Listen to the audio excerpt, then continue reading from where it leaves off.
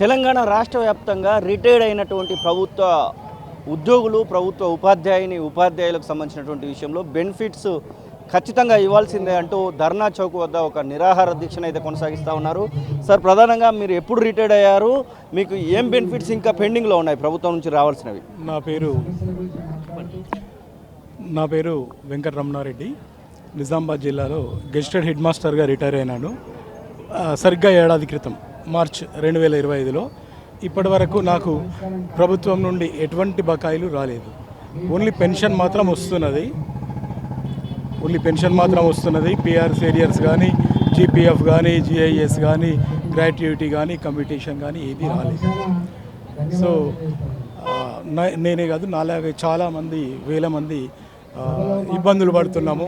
పిల్లల పెళ్ళిళ్ళు చేసి అప్పులు అయినాయి, ఇల్లు కట్టుకోవడము, కార్ల లోన్లు, ఇవన్నీ అందరికీ ఇబ్బందులు ఉన్నాయి.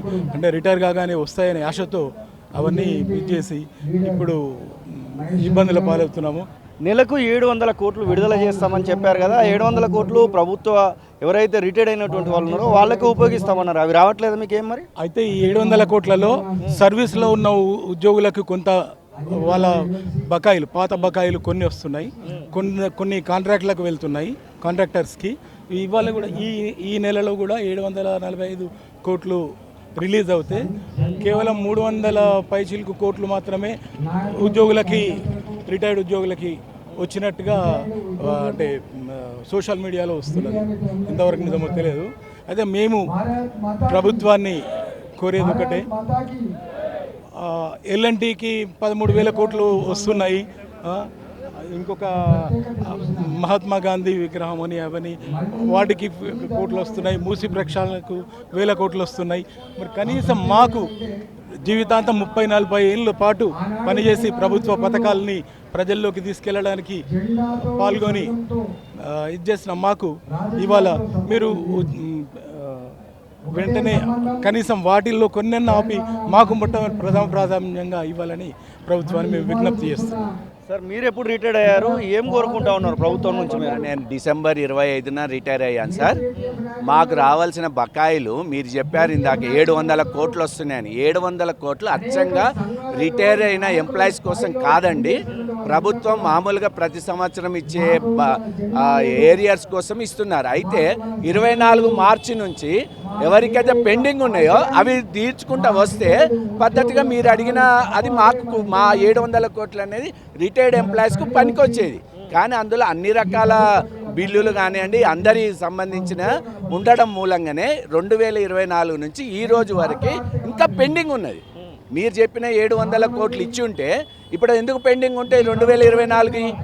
కాబట్టి మేము కోరుకుంటున్నది ఏంటంటే 2024 నుంచి ఏవైతే పెండింగ్ ఉన్నది, మీరు 700 కోట్లు, 800 కోట్లు, 500 కోట్లు ఆ పెండింగ్ సీరియల్ నెంబర్లో ఉన్న వాటి ప్రకారం ఇచ్చుకుంటారండి. లేదు ఎవరో కోర్టుకు పోయిన వాళ్ళకో లేకపోతే ఇంకెవరో పైరవీకారులు చేసినందుకో పర్సెంటేజీలు ఇచ్చిన వాళ్ళకు ఇచ్చుకుంటా పోతే 24 మార్చిలో నుంచి పెండింగ్ ఉన్న బిల్లులు ఎందుకు పెండింగ్ ఉంటుంది? అది మా సమస్య ఇప్పుడు. కాబట్టి ఎవరికో ఇప్పుడు నేను లేటుగా రిటైర్ అయ్యాను, నాకన్నా ముందు ఈయన రిటైర్ అయ్యారు. ఈయన ముందు రావాలి కదా, ఈయన రావట్లేదు, నాయ రావట్లేదు.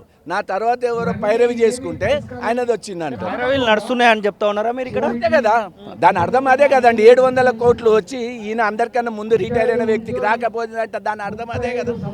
ఇందులో మధ్యలో కోర్టు నుంచి తెచ్చుకున్న వాళ్ళకి కొందరికి ఇస్తున్నారు, కొందరు పర్సెంటేజీల లెక్కన తీసుకొని ఇచ్చేటోళ్ళు కూడా ఉన్నారు. అదే కదా సమస్య ఇప్పుడు ఎంప్లాయీస్. నాకు పర్సెంటేజ్ ఎవరి బెనిఫిట్స్ విషయంలో కూడా పర్సెంటేజ్లు నడుస్తున్నాయి. అందులో అనుమానమే లేదు. ఇది జగమెరిగిన సత్యం. కాకపోతే మీడియా ముందు మాట్లాడుతున్నామా లేదా అంటే ఇప్పుడు మాట్లాడాలి, తప్పదు. ఏంటంటే 24 నుంచి 26 వరకు వెయిట్ చేశాం. గవర్నమెంట్ ఏదో ఇస్తుంది కదా, వెనక ముందు ఇస్తుంది అనే ఒక మంచి సదుద్దేశంతో ఎంప్లాయీస్ అందరూ ఓపిక పెట్టారు. కానీ 76 మంది చనిపోయారు. ఇంకా అందరూ అనేక కారణాలతో ఇబ్బందులు పడుతున్నారు. సో ఇప్పుడు ఏమనాల్సి వచ్చిందంటే అందరికీ ఏకకాలంలో వాళ్ళకున్న పెండింగ్ బిల్స్ క్లియర్ చేయాల్సిందిగా మేము డిమాండ్ చేస్తున్నాం. మీరు ఎప్పుడు రిటైర్డ్ అయ్యారు, ఏంటి అసలు ఏమని చెప్తా ఉన్నారు ప్రభుత్వ పెద్దలు మీ బెనిఫిట్స్ గురించి అడిగితే? నేను జూన్ 2025లో రిటైర్డ్ అయ్యారండి. ఇప్పుడు దరిదాపు 9 నెలలు అవుతుంది రిటైర్డ్ అయ్యి. నాకు ఒక్క బకాయి కూడా ప్రభుత్వం నుంచి నాకేం అందలేదు. ఒక్క బకాయి కూడా అయితే ప్రభుత్వము ఇప్పుడు ఏమంటుందంటే గత ప్రభుత్వం బకాయిలు అంటుంది, కానీ గత ప్రభుత్వం బకాయిలు మాత్రం మాకు అయితే పెట్టలే. రిటైర్మెంట్ బెనిఫిట్స్ మాత్రము ప్రతి ఒక్కరికి అప్డేట్గా ఇచ్చేసారు, బకాయిలు మొత్తం ఇచ్చేశారు. శాలరీ మాత్రం ఏంటంటే ఫస్ట్ వీక్ సెకండ్ వీక్ వచ్చేది. ఇప్పుడు ఇది ఒక ఫస్ట్ వీక్ వేస్తున్నా అని శాలరీ అంటున్నాడు తప్ప బకాయిలు 2 సంవత్సరాల నుంచి అవుతుందండి. బకాయిలు ఇంతవరకు నాకు సంవత్సరం దరిదాపు 9 నెలలు రిటైర్డ్ అయినాను, నాకు ఒక్క పైసా రాలేదండి. నేను ఈరోజు ప్రభుత్వము మాకు ఇవ్వకపోగా నేను ఇది బ్యాంకు నుంచి లోన్ తీసుకున్న దానికి 37,000 రూపాయలు ఈఎంఐలు కడుతున్నా. మరి దానికేమో ఈఎంఐలు నాకు కట్టించుకుంటున్నారు. నేను దాచిపెట్టుకున్న జీపీఎఫ్ అమౌంట్ కూడా ఇవ్వకపోతే దానికి ఇంట్రెస్ట్ లేదు. నాది దరిదాపు లేదంటే ఒక పెద్ద మొత్తంలో జీపీఎఫ్ ఉంది. మరి దానికి 9 నెలల నుంచి వెళ్ళి కూడా సింగిల్ ఎన్పీ కూడా నాకు ఇంట్రెస్ట్ ఇయ్యారు. లాస్ట్కు ఇంట్రెస్ట్ లేని అమౌంట్ నాకు ఇస్తున్నారు. మరి ఇప్పుడు నేను తీసుకున్న లోన్కి ఈఎంఐ కడుతుంటే దానికి వడ్డీ పడుతుంది. రిటైర్మెంట్ బెనిఫిట్స్తో పాటుగా జీపీఎఫ్ కూడా గౌట్ ఇచ్చాల్సి పెన్షన్, మీ ఏదైతే ప్రివిడెంట్ ఫండ్ కూడా ప్రభుత్వం దగ్గర ఉండిపోయింది. అది మాకు నెల జీతంలో తిండికి ఓర్చుకొని సపోజ్ 1,00,000 రూపాయల జీతం వస్తే 30,000 రూపాయలు కటింగ్ పెట్టుకుంటే రిటైర్డ్ అయిన తర్వాత పిల్లలు ఏమో చూస్తారో చూడరు అని చెప్పేసి లాస్ట్ వరకు ఉంటే అది ఉపయోగపడుతుందని మేము ఆశిస్తే ఆ జీపీఎఫ్ అమౌంట్ కూడా నువ్వు ప్రభుత్వం నుంచి వెళ్ళి 2 సంవత్సరాలు అయిందండి. మేము దాచుకున్న అమౌంట్ జీపీఎఫ్ కూడా ఇంతవరకే అసలు ఒక 10% మాత్రం మందికే ఇచ్చారు, 90% మాత్రానికి జీపీఎఫ్ కూడా రాలేదు. దాని మూలాన మాకు ఎంత ఇబ్బంది అవుతుంది. కనీసము ఇప్పుడు ఒక్కొక్కటి ఇచ్చుకుంటూ వస్తున్నాడు. ఎన్ని సంవత్సరాలు ఇస్తారండి? ఇప్పుడు జీపీఎఫ్ ఒక 10%, మళ్ళీ 90% ఏం చేయాలి? ఇట్లా గ్రాట్యుటీ ఇచ్చారు మొన్న రీసెంట్గా, ఒక 10% ఇచ్చారు. 90% వాళ్ళకు కొన్నిచ్చి వీళ్ళకి కొన్నిచ్చి ఇవన్నీ దీని మూలన మాకు రావాల్సిన బకాయిలు మొత్తంగా ఇస్తే మా యొక్క ఈఎంఐలు కట్టుకుంటాము, పెన్షన్ మిగులుతుందండి నెలకు. సార్, మీరు ఎప్పుడు రిటైర్డ్ అయ్యారు? ఏంటి అసలు మీ సమస్య? అక్టోబర్ 2024లో. నా పేరు జగన్మోహన్, జైత్యాల జిల్లా జడ్పీహెచ్ఎస్ ఆత్మకూరు నుండి రిటైర్డ్ అయ్యాను. ఇప్పటికి 18 నెలలు కావస్తున్నది. 54 లక్షల వరకు నాకు రావాల్సి ఉన్నది. పూర్తిగా నిర్లక్ష్యం, గవర్నమెంట్ యొక్క నిర్లక్ష్యం, రిటైర్డ్ అయిన ఎంప్లాయీస్ వల్ల. ఇవ్వాలనుకుంటే గవర్నమెంట్ ఇవ్వగలుగుతుంది, ఎందుకంటే ఎన్నో సంక్షేమ పథకాలు ఎన్నిటికో అప్పులు తీసుకొస్తున్నది. మాకు ఇవ్వడంలో ఒకేసారి కనుక ఒక 3-4 వేల కోట్లు కేటాయించినట్లయితే అందరివి ముడతవి ఏకమొత్తంలో అందరికీ ఒకటేసారి ఇవ్వాలని నేను కోరుకుంటున్నా. ఇప్పుడు నాకు అనేక సమస్యలు ఉన్నవి. పిల్లలు ఉన్నప్పుడు రిటైర్డ్ అయితే కొన్ని ప్రణాళికలు చేసుకుంటాం. పిల్లలు ఇల్లు కొనుక్కున్నారు, వాటికి కొంత అమౌంట్ రిటైర్మెంట్ తోటి ఇస్తా అనేటువంటి హోప్స్ వాళ్ళకు ఉండే. ఇప్పుడు ఏమీ చేయలేకపోతున్న పిల్లల కొరకు కూడా ఈ విషయంలో అనారోగ్యానికి కూడా కొంత గురి కావాల్సి వస్తుంది ఈ ఏజ్లో. కానీ ప్రభుత్వం ఏమాత్రం పట్టించుకోవటం లేదు. ఇవన్నీ చూస్తూ కూడా రిప్రజెంటేషన్ ఇచ్చిన, ధర్నాలు చేసిన, చెలో అసెంబ్లీ పెట్టినా కూడా ఏమాత్రం కదలిక లేదు గవర్నమెంట్లో. అవన్నీ ఇవ్వాలని కోరుకుంటున్నాం. మనతో పాటుగా రిటైర్డ్ ప్రభుత్వ ఉపాధ్యాయులు కొంతమంది ఉన్నారు. ప్రభాకర్ సార్, ప్రధానంగా ఏంటి అసలు మీరు ఇక్కడ దాకా రావాల్సినటువంటి పరిస్థితి ఏమొచ్చింది? మేము అక్టోబర్ 25న రిటైర్ కావడం జరిగింది. నాతో పాటుగా మార్చి 24 నుండి రిటైర్ అయిన ఉపాధ్యాయులకి ఇంతవరకు రావాల్సిన బకాయిలను చెల్లించడం లేదు గవర్నమెంట్. కాబట్టి మేము అనేక సార్లు విన్నవించుకున్నప్పటికీ ప్రభుత్వ పెద్దలకి, ఇప్పుడు అధికార పార్టీలో ఉన్న ఎమ్మెల్యేలకి, మంత్రులకి అనేక వినతులు ఇచ్చినా కూడా మమ్మల్ని ఏమాత్రం పట్టించుకోకుండా నిర్లక్ష్యం చేసిన సందర్భంలో మేము అనేక నిరాహారాలు దీక్ష చేసినాము, అసెంబ్లీ ముట్టడి చేసినాము. ఇట్లా ఎన్ని చేసినా కూడా పట్టించుకోవడం లేదు. ఈ సందర్భంగా కామారెడ్డి ఎమ్మెల్యే గారు అసెంబ్లీలో మా తరఫున మాట్లాడి మీ సమస్యలు పరిష్కరించడం కానీ, ఈ మార్చి 1 లోపల మా బకాయిలని చెల్లించకుంటే 2 నాడు నిరాహార దీక్ష చేస్తామని తను స్వయంగా ప్రకటించడం ద్వారా అందులో భాగంగా మేము ఈరోజు ఇక్కడ ధర్నా చౌక్కి రావడం జరిగింది. అసలు ఏమి ఇవ్వట్లేదా? మీకు రావాల్సినటువంటి బకాయిలు ఏమి ఇవ్వలేదు? ఇప్పుడు లేవు. మేము ఉద్యోగం చేస్తున్న క్రమంలో చివరికి మాకు ఇల్లు కట్టుకోవడానికో లేకపోతే మా బిడ్డల పెళ్ళిళ్ళు చేయడానికో లేదా మా పిల్లల చదువు కొరకు అని మేము పొదుపు చేసుకున్న జీపీఎఫ్ డబ్బులు కూడా మాకు ఇంతవరకు ఇవ్వడం లేదు. అట్లాగే జిఏఎస్ తర్వాత మేము దాచుకున్న ఈఎల్స్ డబ్బులు, ఇవి గ్రాడ్యుటీ, కమ్యూటేషన్, ఇట్లా ఏ ఒక్కటి కూడా ఇంతవరకు మాకు 700 కోట్లు విడుదల చేస్తున్నాం అంటున్నారు కదా సార్. 700 కోట్లు ప్రతి నెల దానిలోకి వెళ్ళి మీకు రిటైర్డ్ ఉద్యోగులకు రావట్లేదా? 700 కోట్లలో ఎక్కువ భాగం ఇప్పుడు ప్రస్తుతం ఉద్యోగంలో ఉన్న వారికే వెళ్తున్నాయి, కానీ మాకు ఎక్కువ శాతం రావటం లేదు. అవి ఏమాత్రం సరిపోవటం లేదు. సార్ మీరు ఎప్పుడు రిటైర్డ్ అయ్యారు, ఏంటి అసలు మీ పరిస్థితి? నా పేరు మనోహర్ రెడ్డి. నేను ఇంగ్లీష్ టీచర్గా రిటైర్ అయ్యాను. ఎలగందల్, కరీంనగర్ కొత్తపల్లి మండలంలో ఎలగందల్లో ఆగస్టులో రిటైర్ అయ్యాను. అయితే రిటైర్ అయిన తర్వాత నాకు ఎన్నో అవకాశాలు ఏంటంటే, నా డబ్బు వస్తే నాకున్నటువంటి ఈ యొక్క డబ్బుతో ఒక ఇల్లు కట్టుకోవడం కానీ, లేకపోతే మా బాబు పై చదువుల కొరకు ఎక్కడ చూసినా కూడా ఇక్కడ పేమెంట్ సీట్లే ఉన్నాయి కాబట్టి అతను సీట్ రాకపోతే ఆ డబ్బులు మా బాబు కొరకు పై చదువుల గురించి కానీ బయటకు పంపడానికి కానీ ఏదో రకంగా ఉపయోగించుకుంటానని నా యొక్క జీతంలో ఉన్నటువంటి పెద్ద భాగాన్ని నేను ఈ యొక్క సేవ్ చేసుకున్నాను. కానీ జీపీఎఫ్ ద్వారా కానీ తర్వాత ఈఎల్స్ ద్వారా, నాకు ఈఎల్స్ అంటే ఎన్నో లీవ్స్ అని ఉంటాయి. ఆ ఈఎల్స్ కూడా నేను రిటైర్మెంట్ అయిన తర్వాత నాకు ఒక 20,000, 20 లక్షలు, 10 లక్షలు వస్తాయని అనుకున్నాను. కానీ అవి కూడా మేము అన్నీ అంటే మేము తినకుండా కాపాయంతో దాదాపు సేవ్ చేసుకుంటేనే పిల్లలకు ఉపయోగపడతాయి అనుకున్నది, అది ఆ పైసలు రాకుండా కూడా మాకు మొత్తం మా యొక్క ఆశలు నిరాశ అయిపోయి నీరు గార్చిండ్రు.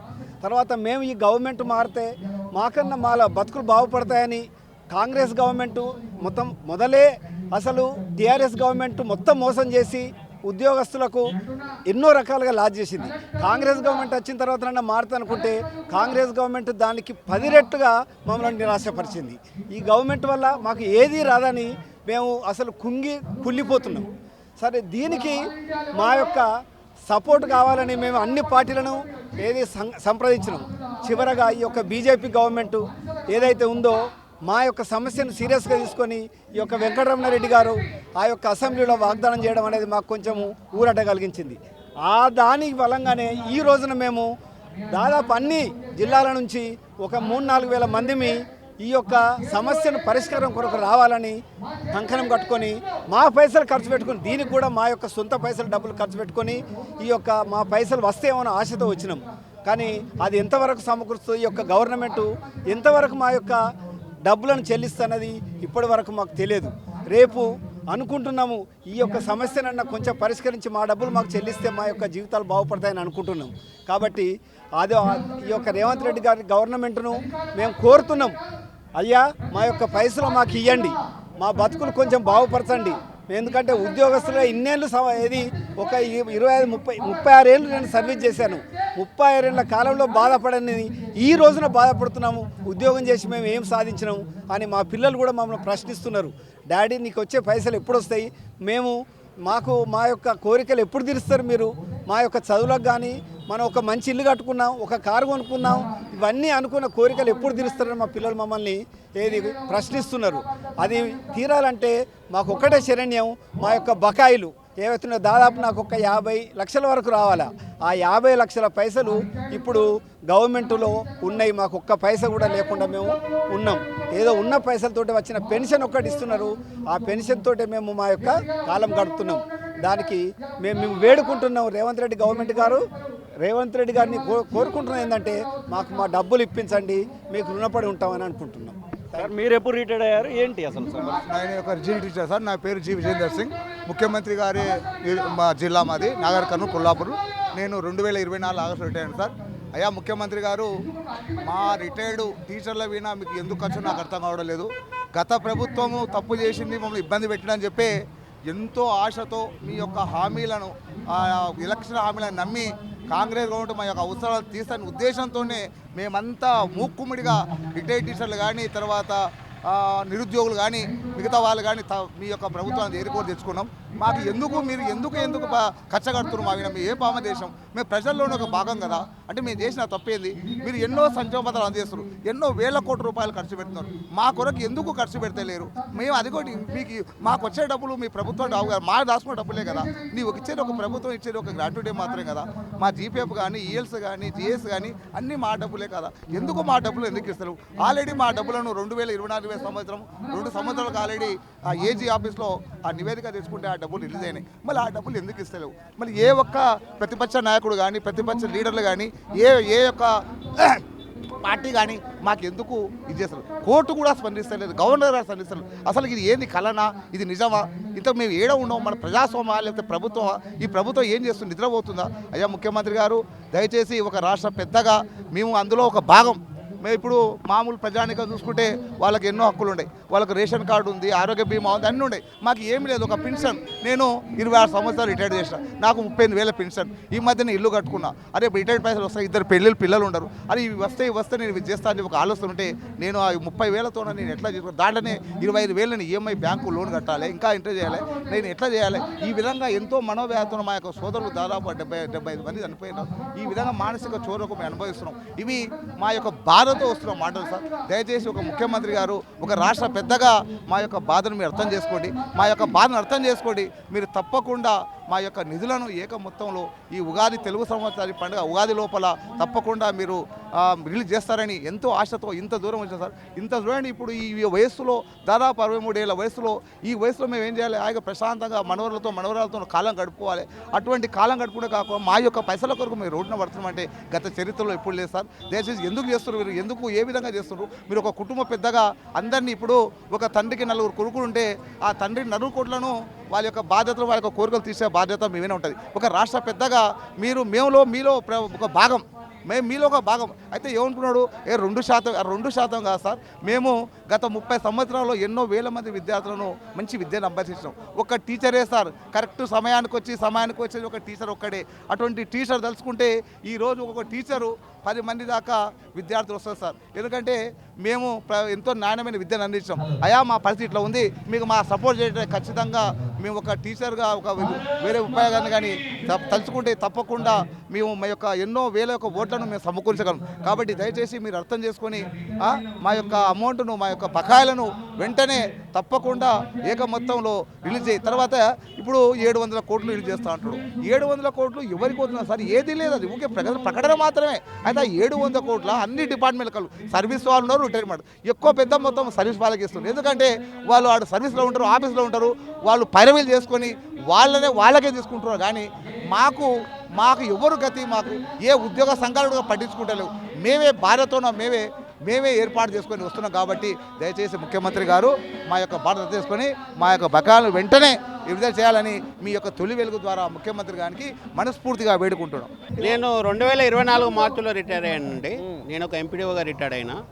ఇంతవరకు మాకు ఒక 50% బకాయిలు అందినాయి, మిగతా డబ్బులు ఇవ్వలేదు. దాని కొరకే ఈ ధర్నాలో పాల్గొనడం అనేది జరుగుతుంది. ఏమని చెప్తా ఉన్నారు? ఆ బకాయిల గురించి అడిగితే ఏమని చెప్తున్నామంటే గౌరవ ముఖ్యమంత్రి గారు ఒక పెద్ద మనసుతో ఆయన ఏమంటున్నారంటే, ఇప్పుడు అపాయింట్మెంట్ ఏదైతే రిక్రూట్మెంట్ ఇచ్చే వాళ్ళకు మీరు తల్లిదండ్రులను మంచిగా చూసుకోవాలి, లేకపోతే మీరు 10% 15% అంటున్నాం. మేము కూడా గౌరవ ముఖ్యమంత్రి గారికి తల్లిదండ్రి యొక్క వయసులో ఉన్నవాళ్ళం మేము, అంతే కదా. నేను ఈరోజు 64 సంవత్సరాలు ఉన్నాను. మరి మాకు కూడా గౌరవంగా మాకు వచ్చేటప్పుడు మాకు ఇచ్చేస్తే ఆయనకు ఎంతో రుణపడి ఉంటాం. అదేవిధంగా ఆయన కూడా ఈ యొక్క భగవంతుని దయ వలన ఈ అధికారం అనేది వచ్చింది ముఖ్యమంత్రిగా, దాన్ని నిలబెట్టుకోవాలి.